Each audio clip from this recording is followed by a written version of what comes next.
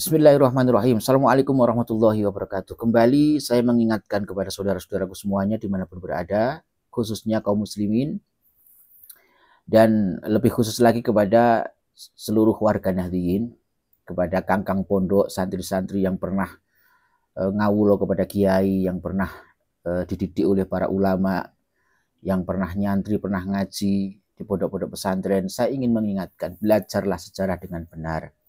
Kalau kita ingin mendapatkan sejarah yang benar adalah kita mengambil dari sumber-sumber yang benar-benar bisa dipertanggungjawabkan. Karena sejarah itu bisa menjadi macam-macam versi. Kalau kita ingin tahu tentang sejarah Partai Komunis Indonesia dan sejarah perilaku mereka seperti apa, kok kita tanya kepada orang-orang yang menjadi simpatisan PKI ataupun anak-anak cucu PKI, tentu saja nanti cerita itu akan menjadi versi mereka. Ya, seperti kita ketahui bahwa dulu yang memulai lebih dulu, yang menghina-hina kiai, menghina umat Islam, mengatakan Islam itu sebagai ajaran-ajaran yang merusak budaya leluhur, budaya lokal. Kemudian ada istilah slogan bahwa langgar bubar, itu.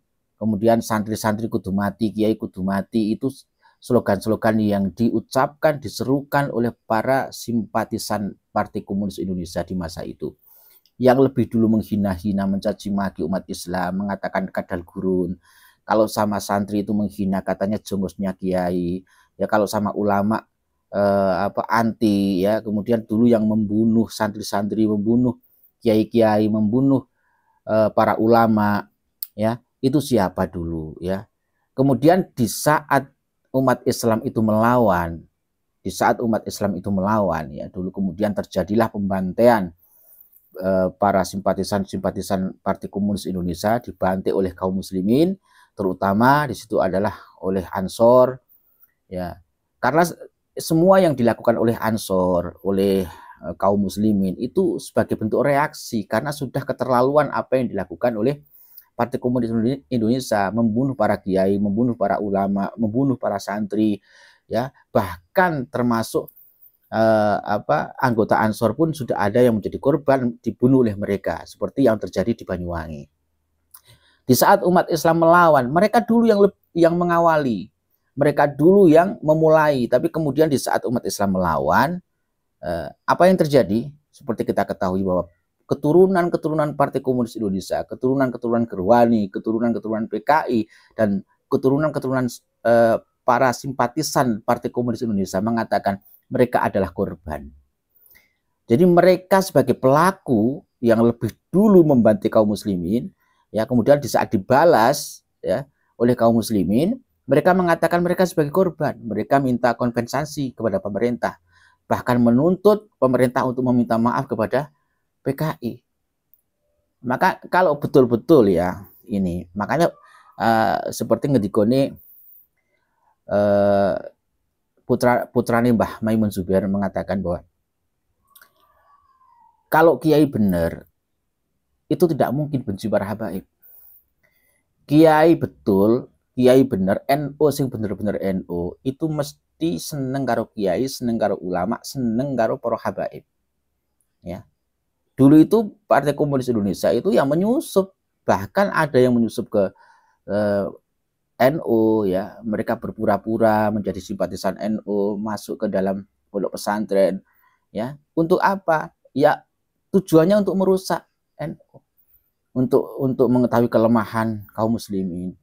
Jadi seperti sekarang ini yang lebih dulu memulai, ya, mempermasalahkan nasab orang lain, menghina-hina Ba'alawi, mencaci maki para habaib, ya, kemudian merendahkan nasab-nasab Ba'alawi, ya, memfitnah, menantang-nantang di media sosial, ya kan, yang katanya mau sembelih semua habaib, ya, akan mengusir para habaib ke tanah Yaman, ya, ke negeri Yaman. Itu siapa, ya. Kemudian di saat dilayani, di saat nanti kalau ada kaum muslimin benar-benar melawannya, nanti dituduh sebagai provokatif, dituduh sebagai radikal, yang mereka katanya melawan pribumi, ya. Jadi sekarang istilahnya saya hanya ingin mengingatkan ya, mau pribumi, mau kiai pribumi, mau kiai Nusantara, kalau tidak benar ya nggak usah diikuti. Ya, justru kiai itu seharusnya, kalau ulama Gus Kiai itu seharusnya kan mendidik umat, mencerdaskan umat untuk senantiasa menjaga persatuan, ya saling menghormati perbedaan. Masalah tidak percaya atau percaya itu urusan masing-masing. Yang jadi masalah itu kan mereka selalu menghina-hina, mencaci maki terus oleh para habaib, kepada para habaib, bahkan para kiai-kiai yang masih menghormati para habaib disebut sebagai jongosnya Yaman, jongosnya para habaib, budak Yaman, ya. Terus kemudian mereka mengatakan para muhibin sebagai kadrun. Itu kan yang memulai dulu siapa, ya kan? Kemudian di saat nanti ada perlawanan dari kaum muslimin, kalian dianggap sebagai wah ini warga pendatang menantang warga pribumi. Orang waras nggak akan semudah itu percaya. Jadi memang taktik komunis itu sejak dulu seperti itu, memutarbalikkan fakta. Sebagai pelaku kemudian dia mengaku sebagai korban, ya. Itu ya memang taktik komunis sejak dulu kelakuannya seperti itu. Jadi nek seperti saya ini yang meskipun bukan kiai, bukan orang alim ya, tapi saya ini mendapatkan informasi dari guru-guru, dari orang-orang sepuh yang waktu itu masih berada di zaman itu, ya, di zaman 65, pasca 65, sebelum 65, kemudian tahun 48, yang sejarahnya dulu itu memang PKI itu anti sekali terhadap Islam. Kalau melihat santri dia munduk-munduk sama kiai di pondok pesantren ngaji, mencarikan rumput untuk kambingnya kiainya, untuk sapinya kiainya, mencarikan kayu bakar untuk kiainya, itu disebut sebagai budak dan jongosnya kiai. Menyebut kiai itu memperbudak santrinya, ya.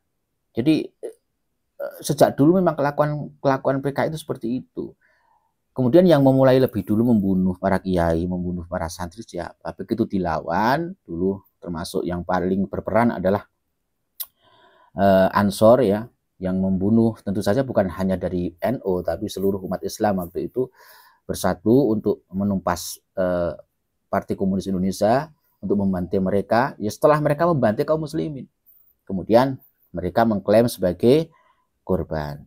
Jadi saya mengingatkan bahwa cobalah kita ini waras, berpikir waras, dan kalau betul-betul kalian ini bukan anak cucu PKI, betul-betul kalian ini sebagai orang-orang NU, kita bukan kalian saja, saya mengatakan kita sebagai warga Nahdien seharusnya kan kita mencontoh kiai-kiai NU yang betul-betul kiai NU, ya, bukan mantan kiai NU. Karena banyak juga yang mantan kiai NU, mantan NU yang kecewa terhadap NU, kemudian dia balik arah menyerang NU, ya. Dan juga sahabat-sahabat Ansor, sahabat-sahabat Banser, yang saya ketahui Ansor Banser itu sebagai penjaga para ulama, menjaga orang-orang alim. Ulama itu kan bisa jadi dari kalangan para habaib, ya, dari kalangan pribumi sendiri. Tugas utama Ansor Banser itu sebagai tentaranya kaum muslimin, tentaranya NU, ya. Dan kalau ada Banser dan Ansor kok mereka kok mencaci maki para habaib, mencaci maki kiai-kiai yang di situ menjadi muhibin daripada para habaib, perlu dipertanyakan. Dia dulu mendapatkan doktrin seperti itu dari mana? Ya, sudahlah, kita ini sebagai warga negara Republik Indonesia, kita memiliki undang-undang, memiliki hukum, ya kan? Jadi jangan rasis lah, jangan rasis. NU itu tidak pernah mengajarkan rasis. Jadi kalau ada orang yang mengaku warga NU tetapi kok rasis, kiai-kiai NU kok mereka rasis, ya jangan diikuti. Ya, kita kembali bersatu, kita hati-hati kaum muslimin, kita persiapkan diri dan mental kita. Kalau mungkin terjadi tragedi peristiwa seperti tahun 48, kita harus siap. Ya, kita jaga ulama kita jaga kiai kita jaga pondok-pondok pesantren, kita jaga saudara kita sesama kaum muslimin.